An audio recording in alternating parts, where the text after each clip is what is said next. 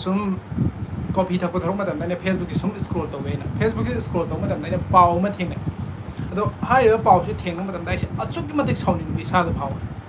ado na ina hai ko tal lai ngai to di na live si to be adab ni na ina yum hallaga hauren office ta yum hallaga ina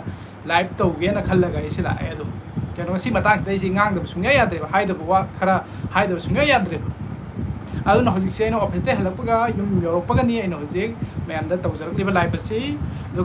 करी मतंग हजि background उहलीब post असी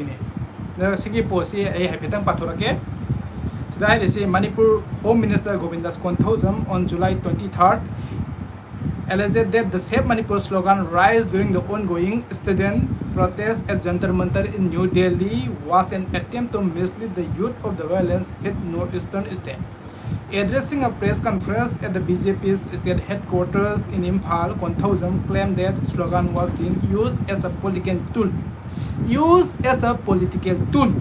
and asserted that Manipur's future would be secure by its people and government. Manipur's future will be secure by its people and government, not by protesters in the national capital. The same Manipur slogan in the Delhi protest is a technique employed to mislead the youth of Manipur. The same Manipur slogan in the Delhi protest is a technique employed to mislead the youth of Manipur. State will be saved by us, not by those rising slogans at Jantar Mantar. State will be saved by us, not by those rising slogans at Jantar Mantar, he said. See, Myanmar hai si gyan tabi ko. Manipur ki future si Manipur ki prajala masung Manipur government na secure to gadab nahi hai. Aduga masigi same Manipur hai na Jantar Mantar da handa protest da khara na mayang masa khara na lao ki ba Kholao du koi ki Manipur ki youth sing bo mislead to na ba technique amni. State will be saved by us, not by them. By those rising slogans at Jantar Mantar. State si mai chai si kyam koi re. State si nga si khoi Manipur state si sumaina lai re si kyam koi re. Numit kya ne sure. Chahi kya sure. Chahi ahum he lab. Manipur state si mai cha agala si. Ado chahi ahum gi mamang da sun na khoi government ni lai ri ba center da sun na khoi gini Manipur da sun na khoi gini. Ado Manipur ki future si na khoi na save to gada boy ra ka di Manipur si na khoi na save to gada boy ra ka di ngasi phauba chahi ahum save tawdabida kaidor leirisi aduda aina mayamna hangning basi handak Jantar Mantar da mayamna save Manipur haina laukba Kholao sida sauning ba yawra kana gumam da sauning ba yawra gadi nuai ta ba yawra gadi amuta makhu thangpiyo comment da amta hairo ai sauning ena hauzik Jantar Mantar da handak save Manipur haina laukba Kholao sida Manipur da leiba miyam hu sauning ba yawdi Sauning si kana khakno hai matamda BJP ki MLAs and ministers ma khoi khtani Save Manipur hai na Kholao law matamda sauning si ko ada ma khoi sauning be manam sina kari kino ha ma khoi na sahi ahum kem to bangam da lere ma khoi government totally fail Modi government should totally fail Manipur ki state government should totally fail ado ma khoi na to bangam da bado Delhi da Mina lor padang da Delhi da Mina lor pasidi hek mayam na tai da na India pumban hek tai da na ko media da kari da hek highlight to widana adu da ikai phau bane ba ikai ba phau da na magi ikai ba do khumna bu honara pada mana sumaina hai bane ba ikoi gi mana hai se amuka hallaga her ki ko Manipur future will be secured by the government by its people and government hai Manipur future will be secure by its people and the government. Hoi Manipur future prajana khoi prajana secure to gune have du budi hoi yarage aduga government na Manipur government si hojik matau karam da lairi hasi karam condition da lairi hai base Manipur da praja khang da bam ta leite Manipur government si de hojik rims ki ICU da drip ya laga lego ICU da coma da lairi ba government amagum bane Akoina Manipur future is secure to boy secure to the boy di save to the boy di sahi ahum hojik phawba save to the bida kari toraga lairige sineba sigi pakum piroba namai dubo ikai ba khangdroba Mina sidagi na khoi gi leiriba na khoi gi central leader sing na di Manipur ki matan da kari ta hibi rakre Modi na sahi ahum silent लेरे तुमें वाम फोंगांग दे बिदा लेरे हौजिक सुंगांग्री home minister Amit Shah अमतंग लगामे अदुगा अनी सुबा हल्लगा लाकने हेन मदुसु लाखिद्रे ngasi phawda central BJP gi leaders sing sigi manung sida amma phau manipur gi matang wangang biaudre manipur gi rang se loisin na ba manipur rang se loisin ga dabni hai ba central leader BJP gi am phau biaude adu na khoin ngang drabni na praja na nge manipur ka kai tawri ge kai thoi ge se nu tig news ta ne minu uri ne khanga ba ubadu na manipur gi matang sida modi ni tumin laisin ba se modi ni tumin laisin ge no manipur si kan biu na hai pani maya akoi di harawe ikoi di any party की कारण party की ओइगे no ओइरोगेरा student ओइगेरा politician ओइगेरा हेंग मणिपुर की Matang Manipur कनगदबन Hera bye खोदि हराव अद मणिपुर प्रजा खुदिंग मन हराव फमतो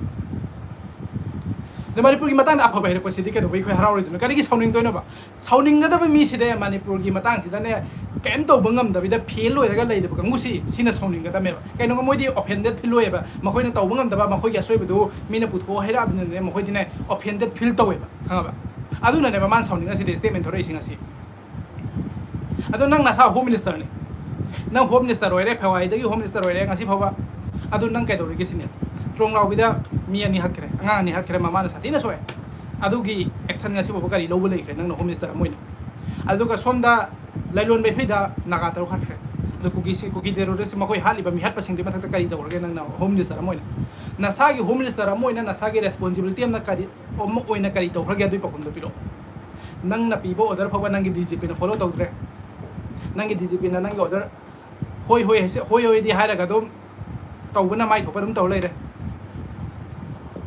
aduga mina somda Delhi dagi se Manipur aina khoi Manipur gi dama Manipur si nungsi babu ro nungsi da babu ro ko khoi Manipur mata na se Manipur si kan biu du ne hauzik leire be irang dagi chai be mai si dagi Manipur do kan biu haina kholau law bane ba modi na ta de bi leire do tau hai bane ba mana do mention leire do mana do hangdu o hai ne ba mami tang leire do mami to pangkhat lo hai ne ba aduga national media mayam na ne Manipur matang dai khoi gi happy da do Manipur matang na ngang bi da do adu do tau Manipur da si thoi irang thoi Manipur matang na khoi kai hai khiba leire ga si Manipur matang na khara mu to hai amata hai bi ro na hojiki script pura ka lak pai khoi gi kai godi media sing do adu ne bhai ri do script pura ka lak pa ko adu suna na khoi ngasi phosigi jantar mantar de na khoi mislead tawna ba na khoi nei khoi gi discredit tawna ba hot na ga sida lae adu Manipur matang na khoi ngasi babu kari hai khiba leire ge Manipur matang nei khoi hai khara ta hiro na hojiki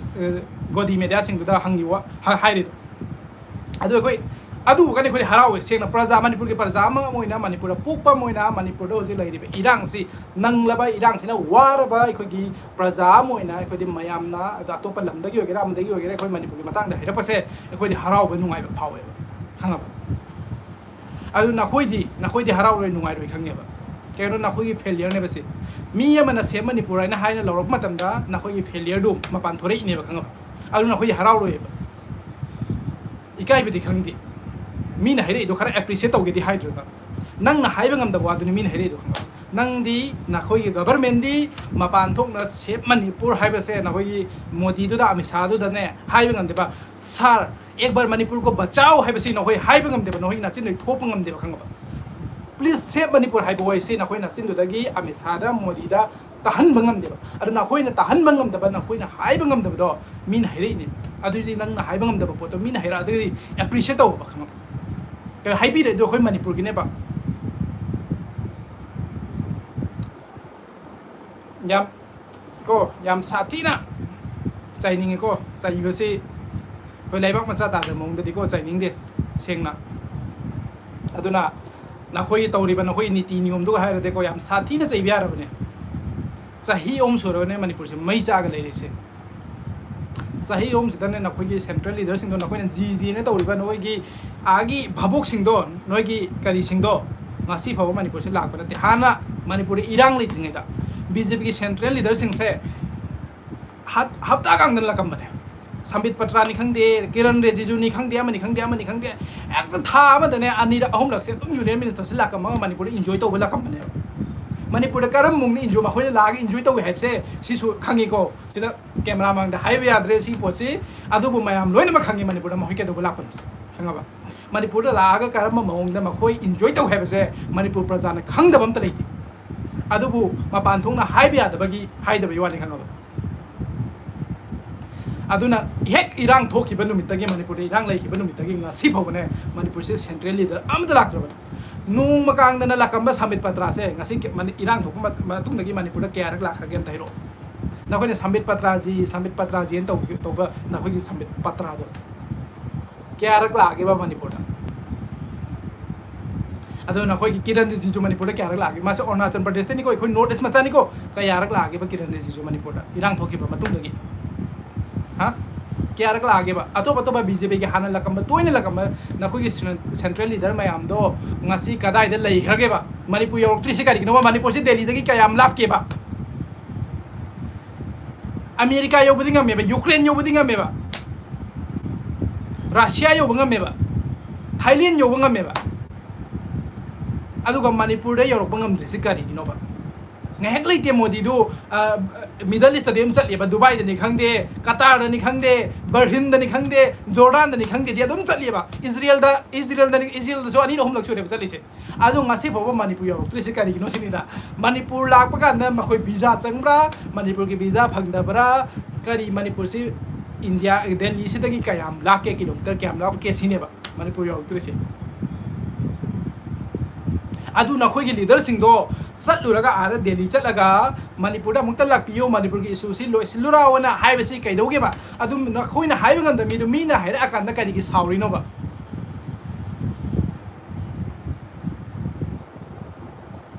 amukta chatlaga hairu choba Modi do da Manipur da amukta lakpiyo Manipur gi rang amukta loisilu chahi hum hele khoi gi rang se khoi ware sanangai thangai leitre pot ki maman se atya yaure Manipur se India da khwai inflation wang ba state ni khanga ba Delhi da ne lupa manga pi pose Manipur da lupa trang ape Assam da lupa ne taret pi pose Manipur da ne lupa kunthra pi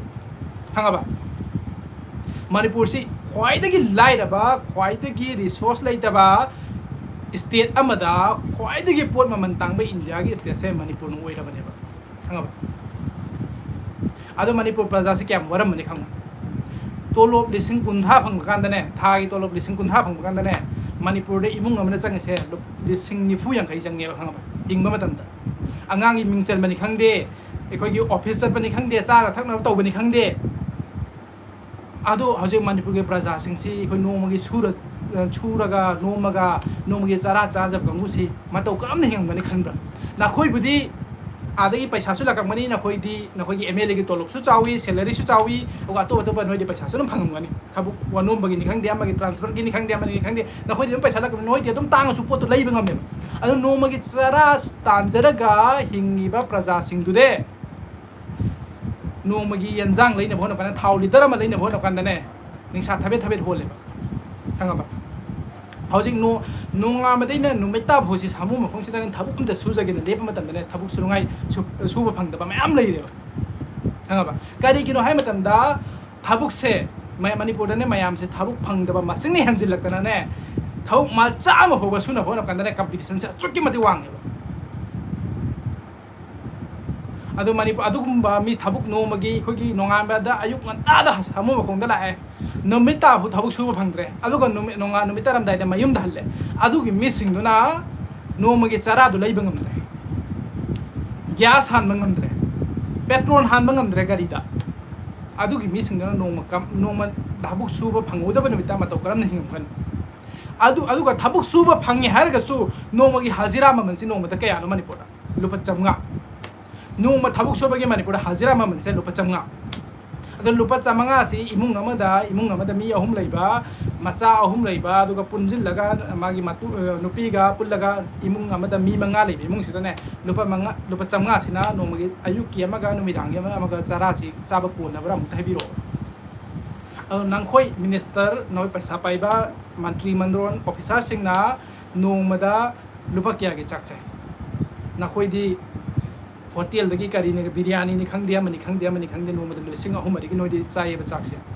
no magi chamga sina ne imung ma chaba ngam ne khang adu gi awa do AC manung da leiba security guard na yoma ga chatliban minister MLA na khoina ne ma khoya awa ba si khangoi ba kari go ma khoya awa ba si khangam ba no magi chara no magi sura ga tanjara ga chare ba sing si gi awa ba sina khoina khangam ba ta ga di ngasi na khoina tu min chahi hum lai re se leiba ngam khang नखोइद थोक्तबनिना अवाबसि नखोइद फिल तौदे नखोइद नुंगाइना car मनुंगदा security guard ना योमगा एसी मनुंगदा लेबा नखोइना अखोइगी नोमगी चरा तालिबा प्रजा सिंजिगी अवाबसि नखोइना फिल तौदबनिना नखोइना कयाम लाइफ सि हार्ड हेबसि नखोइ खंगदे नखोइना वाइसिन सिदे प्रजा ना ngaitang irang horokpa kanda नखोइदा wahang hangpa नखोइगी नायुमदा थमजिलकपा तमना ngaitang wabi wani khangaba aduna नखोइना अवाबदि खंगदबनिना ngasi phawga खोइगी नखोइ सेंट्रल लीडर सिंग दुदा मखोइना तुमिना लेबसिदा करी म फो हाइबे हाइदे बि लेरकपने नुंगमा फौबा नखोइना सी हारिबे एमएलए सिंग दुगी मनुंगसिदा अम्मा फौना मोदी बु यानिंगदे लाई तौर इबा मणिपुर चथर इबा मणिपुर येंगना इबा मिटिंग सी आइखोइ पेंद्रे आइखोइ फम थादोगे इसागी एमएलए ओइबो ओइदबा आई दरकार तादे आई प्रजा ने हेना मरु ओइ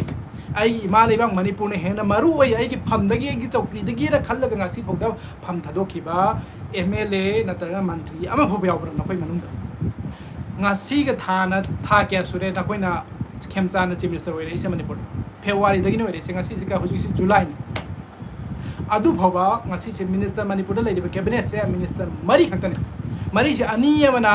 डेप्यूटी सीएम थांगाबा अमना होम मिनिस्टर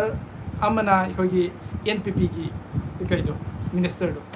नखोइ मरी खेमचान यावगा नखोइ मंगा ना खतने हुजि मणिपुर कैबिनेट से लेरिसे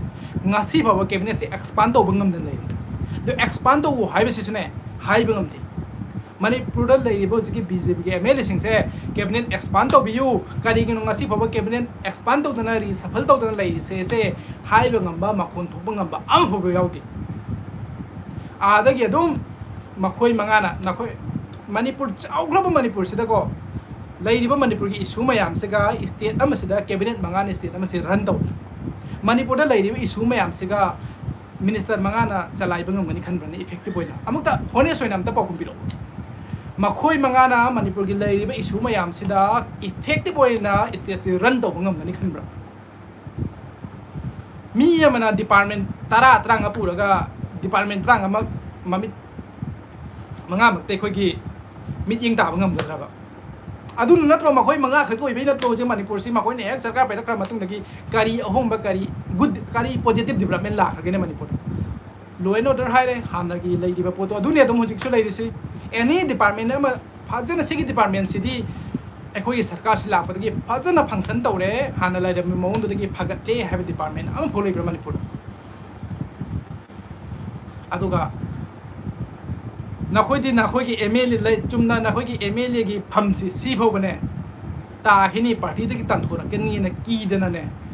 रिसफल तौदबा कैबिनेट रिसफल तौदबा कैबिनेट एक्सपांड तौदबा सिफा वाम हाइबा ngमदेबा मणिपुर कनबियोना हाइबदि दोखरो नखोइगी राइट ओइरिबा नखोइगी खोइगी सी कॉन्स्टिट्यूशनल राइट ने से को 2% इखोइ मणिपुर से इखोइगी सिट करी ताबनेबा इखोइगी मिनिस्टर ट्राइन थोइ लेफम थोपनेबा मिनिस्टर ट्राइन थोइ लेफम थोपसिदा मिनिस्टर मंगा लेबसिदा नखोइगी फंगबम थोपा नखोइगी राइट से कॉन्स्टिट्यूशनल राइट से वायोलेट तौबदा फौबा नखोइ से वाम फो हाइबा ngमद्रबनेबा एमएलए मोइन नखोइ सेंट्रल लीडर दुने एक्सपांड तो बियो तौद्रगदी इखोइ फम थादो इखोइ पार्टी तगी तोनी अखोइ एमएलए फमदगी रिजाइन तौरने हाइबसे नखोइ नचिन रै थोपा ngम बनते हौजिक सो दुम नखोइ पार्टी दे तंथोरकने की करम पार्टी मणिपुर चाही मई चागा लेबा मतमदा येंगा लेबा ngamba पार्टी मणिपुर धुगाइबदा चौबा थौदांग लौरिबा पार्टी अदुगी पार्टी तो तंथोरक पिरकने ने कीरियबा औना वयम हो हाइबा ngam ngasi boba लेयेब अदुगा मीना मनि दिल्ली दगी अखोइबो मणिपुर की मौंग छि उबदा नुंगाइबिदना वाबिदना से मणिपुर हैना लौरकपा खोलाउदु पॉलिटिकल ते करी होइना सिनबा करिनि खोलाउनी सिबु अदु नाचिन दगे अदु थोकने थोइदबो नमाइदो इकाइ खंद्रो हा नखोइना तौबा ngam द पोतो मिन तौरिदबो अदु अमुक सिधगरी ना अदु अमुक साउनिंग फावरे ना फावरेदबो नमाइदो इकाइ खंद्रबा नंग से मणिपुर द वाबसि नंग यावदब्रबा होइना ngasai ना हाइग्रे नखोइदि वाबदि यावदि प्रजा खक्तन वाबनेना अदो मणिपुर की प्रजा सिना मुक्ता हंगियो Delhi da se Manipur haina lokpa matam sida Manipur praja karamba sauning ba yauge se praja da amuta hangbi yoba praja ama hek ai sauning nge na hera pa yaura ba ko BJP ka mari lein da ba hoi BJP ka mari lein ba mina de hera pa ko sauning nge na BJP ka mari lein da ba non neutral loba praja ma na hek sauning nge na hera pa tam da ne ai YouTube channel sai kak ai punsi ki video se mo ai punsi ki live to roi nakhoi na pai di ba pham nakhoi MLA na vote ka haliba nakhoi minister oina lei se nakhoi khali si nakhoi ki heredity right ne na ka khalu ra ba mal praja na pahelin nakhoi pham ta praja na thagat pa praja na vote na magane thagat pa mi hot praja na pam da ba matam ne praja na yarak ta matam ne nakhoi kemu pai le ro paisa lising ama yen gara lakh ama yen gara praja na bo hek yarak tra ba pam dra ba kemu pai le ro handak Lok Sabha election na koi panatam hudraba mal na koi kyam kan ho nei mani Lok Sabha election kana ba paisa kya meli na koi kana season nei phimu set pa kya thadore boto nampu apu da ka hu namne na aduda na koi gi piba na koi gi paisa duna na koi gi power duna ngam gi brandak Lok Sabha election da ko paisa ang voting da binane praja na vote pi laga ne siki am voting da lo ajabi mon do vote ka khra ba khanga ba sikari gi noi matam da na khoi gi thawong do praja na pelak tra ba yaning da ba Mangal Singh is India BJP father property hoi hayo India se BJP ge napa na thamam lam lam tairo na khoi gi napa da gi lak pe heredity ra na khoi gi property ra na khoi ancestral property ra ba na khoi gi oi private property ra ba India se na koi hek kana guma me na koi si thara ga haira gana anti national foreign funded George Soros Pakistani Bangladesh Chinese agent sin tronoi na si American agent sine hek na koi si thara ba na koi hek si thara ba na koi criticize thara ba dui mi do na koi gi meeting sida anti national anti Hindu anti India Pakistani agent, Chinese agent, CIA agent, George Soros funded. Sini na koi ye reply se. Na koi karyam na tinoin tor se discredit tau na pona na koi opponent se na koi political opponent oi gera am oi gera se na koi discredit tau sini na koi na haide se. Ado praja na talib demand se de na koi ta bhai de. Praja na hek demand am tala pona na koi na se pangsin nei ba. Na mi se tangsin nei ba. Na ron se thok te ba. Hojik India da hojik Delhi se da hojik oi riba situation se hojik jantar mantar da hojik lai riba chhatra mayam se kari dagi lakhe ba se kai do lai no sida se nungai gen lak pani na te jantar mantar sida ko nong lakta ahing tum da bida yari ega lai ne kana ge dama India ki future ki dama tung da future da lak da generation si ki dama ko sonang mangchuk to ma hojik lek tam da lai ma exam tha ga da chu lai na koi BJP के entire lady ba leader se leader ke am lai Delhi da lady ba Manipur da lady ba any state da lady ba BJP की entire na koi gi party leader sing se si pumnam punje lag sune sonam mongchu mathan na lai khai bhen ada sonam mongchu na tawri ba khoi gi kari se protest se mana sarai hel se kana gi da no hel se India की future gi da future generation gi da tungda la ka da ba yumbirian sen gi da ha ba adu na koi na ma se Chinese agent hai ni ma se foreign funded hai ni ma se ado jike abhijit dip ke se America da Boston University se na like tam magal na ba satra man India da hal aga magi school do thado college to thado magane India da hal aga India ge mahiro sing da India ge satra sing da India ge future ge da ne se da protest le tor se masa gi nate masa di ke kan dori ge se da ge ha ma jian chang hi bi ai NSA panchilak pi ai ado kai no mon kan dor se magi kana da ba thadu aga future gi da India gi future gi da ma hoin tawi ba protest ga ngam si Pakistani agent ni hai ne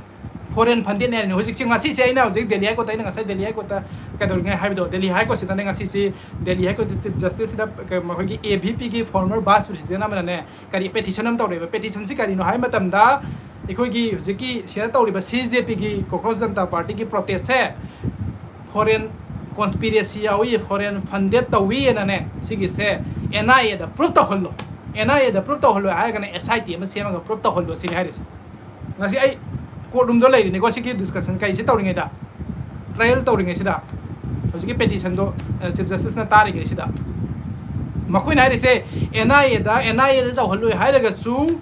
SIT ma sema sin haris SIT lo sema ga mapan nei paisa kyam la ke si thizil halo sin haris ado somdagi satra sing police na phuba chaiba tawbuduna hogi Supreme Court ki Chief Justice so hairo matamda akoi adugi yengoi matam laite akoi matam hangan nangi su matam hangan yamana adugi lawyer do dhari advocate do dhari nangi su matam hangan ko su matam hangan sar video sida video de auri police na karma mongde atrocity chat thai apsi akoi video yengoi matam laite Supreme Court ki Chief Justice amoina nang na pairi ba constitutional post adu kai dona pairi प्रजागी वकता police ना हारे प्रजागी वकता बिद्रे सरकार हारे प्रजागी वकता Bidre last option से कनानो last option से Indian judiciary अरो judiciary नदार तरी कराई चलगनो वकल उदोइसे अदुदि अदुम सरokta लाकवे ताब नत्रो द सोमदा फोर पिलर ने ना लेबा इंडिया की मीडिया से दे फोर पिलर हाई हो यादे सिदि सेवन पिलर होना ते इंडिया की मीडिया से दे मीडिया हारे हम 24/7 negative propaganda to leire sarkar kan na leire aduga somda tawriba protest si hoigi kari protester na te student na te gundagiri ni foreign phanden ni conspiracy ni aduga somda min ka sigi Rahul Gandhi na Modi ki mamang chalaga protest ho rahe adugi mayokta mu Manipur da chief minister masaya na protest ho rahe Manipur da lairiba chaukhra issue me am se na theiraga kaisu kan da kaisu leita poto Manipur kari phik lai Rahul Gandhi na prime minister ki mamang chalaga protest ho raga Manipur da kari shock ke ba kari mang jage ba sidagi hene important hoiba Manipur sidi issue gum ta leita ba ha Hojik adu hojik Kholao bide miat ke ba ko ki lailon me phai hat ki dui mayok ta yaning ne na mukta phamun na chief minister amoina protest to kari ki phamdre adu somdara hon ka dina do da phamun dara yaning di phari yaning da badu yaning de na adu manung da laisilo mapan thong na protest to na khoi masen congress ki kangu su thor protest to bane na adu ga congress ki kangu du so ko ki safe democracy na tawbai wani ma khoi du so ko political noi ma khoi du so ado BJP kangus thore ani do hunnari lai tum hunna bai dai tai ko gi lambi mamang to ko gi policing na tiar ka se do kai do kaptre ko gi public ki ko gi kai sida live sida disturb to rin matro mi chathok chajin da apan ma pi rin matro ado police tiar gas ka do kaptre ma ko minister MLA sing do na protest to matam ke do wi tiar gas kaptre ke ba do gi protest to prajana Manipur prajana mi hat pe yading dia na chalam boy raga di mamang da chat matam da so lai don be da kanto sabal ka di yum mai thado mai da chat matam da so kem sathi chadina security force sing do ne koi praja sing do phubi ki ke ba protest to matam da peaceful protest to matam da ta na chai na kan khim na thra ba adu minister MLA sing do na protest to matam da lambi da mi chathok chajin khoi gi watch la observe to matam da na kari gi ma khoi da tiar gas kapri ba kari gi smoke bomb kapri ba protest si makoi khata tawbai rai leibra ne makoi di hairo gadi makoi di protest tawbai rai su leite sakar pai le sikana no policy semi sikana no makoi natro policy semi makoi na protest hau jila di kana da no makoi tawri protest su kana me yok ta no policy semi mina protest hau jila di makoi ki protest si kana ta da ori ke sini dai se ta da makoi ki na hoi oi on jila protest ra di kana no makoi ki protest ki kai si responsibility protest to madan makoi kana undar ko no bori sado se chief minister ma sayo no protest to re protest to sing ji hoi na hoi protest to phare phare hoi tar ge wari san se lao na kana no ka rok tor se chief secretary na rob ka rok tor se ha ikai ba khang da ba delhi da Manipur da satin to pai thabuk se pura se joker ni da tawri se mane pura joker ne se Manipur da lai se joker ne ko ki hojik Manipur government hojik yi ngune mukta pura ko ki kana le je da pidat padat pam gi mong da lai se Manipur ki DJP sina ne ko ki Manipur government gi Manipur CM gi Manipur gi home minister gi order ta dra ban order ignore to wa sida wa ro se wa makha da na hai kai su lai tre sida DG Manipur की DGP amana Manipur government की makha da leiba Manipur government की employee amana Manipur government की wa tarak trade amisa ki order yaudana thawak tawdra gade loirabane sida haba Manipur की sovereignty se Manipur की sovereignty agadi Manipur government की sovereignty se Delhi da nilam law bani khangaba bandok thamama bani haba kari ke onni khangbra mortgage thambaga haido kari ke onni khangbra moi ki phamduga moi chawkri duga Manipur government की sovereignty sina Delhi da pitho ame aduga adugi mahutta makoina makogi phamoina purlai aduna ne moi kenta hai mangam drese hek hai ru matam ne khudak ta lothoro ka deba semester roy da khudak te kauthar ka deba home minister roy da khudak te lothoro ka deba sindo ke deba mana ha ba aduna ne kem hai mangam da nakhoina ne Manipur ki khallaga Manipur praja gi damak thabok tawraba Manipur gi damak Manipur centric Manipur ki damak Manipur ki interest ki damak thabuk tawraba ko amisana phanayamna lauthuna bo honagi honau modi ne phanayamna singthana bo honagi honau kem to bunga moi thama prajana na khoi damak lep ki matam da aduna khoi de praja ki thabuk tawde prajana na khoi su support to biroi asomne lauthoki matam da lauthok pe yaroi na haibi rakna kanam ta leite hoje praja mata sin gi matam da ne sa le laga yen le laga ne harau duna chak damak ten hujik lai se kaino noi na tawduna noi niti niyom duna ngaba